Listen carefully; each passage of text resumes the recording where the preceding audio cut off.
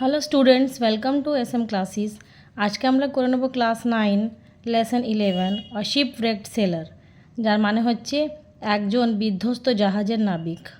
তো আজকে আমরা এই সব অ্যাক্টিভিটিসগুলো করে নেব, চলো দেখে নিই। তো প্রথমে আমরা করে নেব এক্সারসাইজ 1।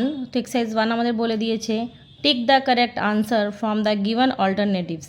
তো আমাকে এই যে অপশনগুলো দেওয়া আছে এর মধ্যে থেকে যেগুলো সঠিক উত্তর সেগুলোতে রাইট চিহ্ন দিতে হবে। Robinson Crusoe was shipwrecked in.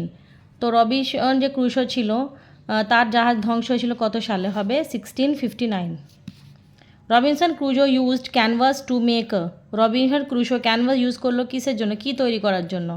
Tent তৈরি করার জন্য কিন্তু ও ক্যানভাসটা ইউজ করেছিল। The distance between the stakes Robinson Crusoe drove into the ground was. তো যে মানে ওই যে খুঁটিগুলো পুঁতেছিল রবিনসন ক্রুশো, সেগুলো কত দূরত্বতে পুঁতেছিল? সবে 6 ইঞ্চিস, মানে একটা থেকে আর একটা দূরত্ব ছিল 6 inches. Crusoe some fair weather in month of. পরিষ্কার আবহাওয়া ক্রুশো কবে দেখতে পেয়েছিল, কোন মাসে? সেপ্টেম্বর মাসে। Journey হোমওয়ার্ড with the fruit parcel two Crusoe, মানে ওই যে জঙ্গল থেকে ফলগুলোকে নিয়ে আসতে ক্রুশোর কতদিন লেগেছিল? 10 days, 10 দিন লেগে গিয়েছিল। এবার আমরা করে নেবো exercise 2। Answer the following question within 15 ওয়ার্ডস। এই যে কোয়েশ্চেনগুলো দেওয়া আছে এর আনসারগুলো আমাকে 15টা শব্দে লিখে নিতে হবে। What name did Crusoe give to the dismal island. তো ক্রুশো এই যে অন্ধকার দ্বীপটার নাম কি দিয়েছিলেন? Crusoe gave the name the island of disappear. তো ক্রুশো নাম দিয়েছিলেন হতাশার দ্বীপ টু দ্য ডিসমাল আইল্যান্ড, অন্ধকার দ্বীপটির। Where did he pitch the tent. তো সে পিচ মানে কোথায় টেন্টটাও পিচ করলো, মানে লাগালো। He pitch the tent on the flat of green just before the hollow. একটা সমতল সবুজ জায়গায় তিনি টেন্ট লাগালেন, আর ওর মানে ওই যে হলো মানে ওই যে ফাঁকা জায়গার সামনে।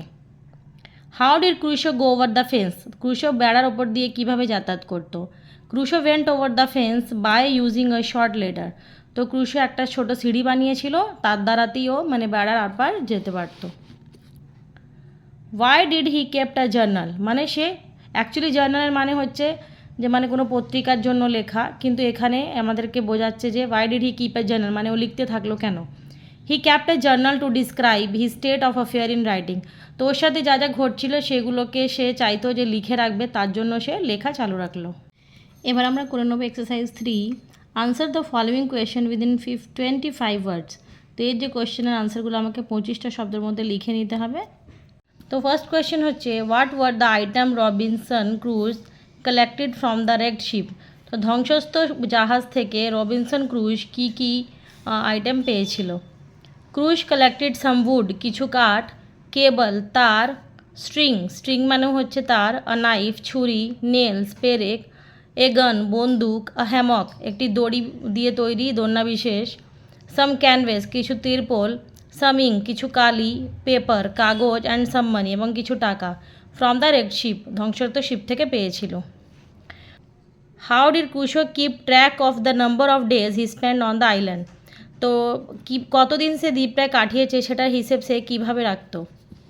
Crusoe cut with his knife upon a large post the date of his landing. তো যেদিন সে নেমেছিল সেই ডেটটাকে সে একটা বড় মানে ওই যে পোল, কাঠের যে পোল তার ওপরে একটা ছুরি দিয়ে কেটে দাগ দিয়ে নিয়েছিল। And put a notch with his knife for every day, এবং প্রত্যেক দিন একটা করে দাগ কাটতো to keep track of the number of days he spend on the island. তো আইল্যান্ডে সে কতদিন কাটিয়েছে সেটা জানার জন্য। In what way did Crusoe make himself a lamp. তো ক্রুশো কীভাবে নিজের ল্যাম্প তৈরি করলো?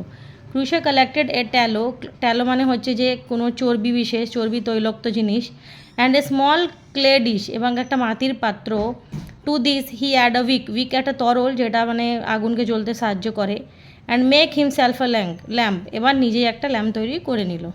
এবার আমরা করে নেব exercise 4। Underline the adverb and state their kinds. তো ভার্বগুলোকে আন্ডারলাইন করতে হবে, এবারে কী ধরনের অ্যাডভার্ব সেটাকেও আমাদেরকে বলতে হবে। It is too hot today.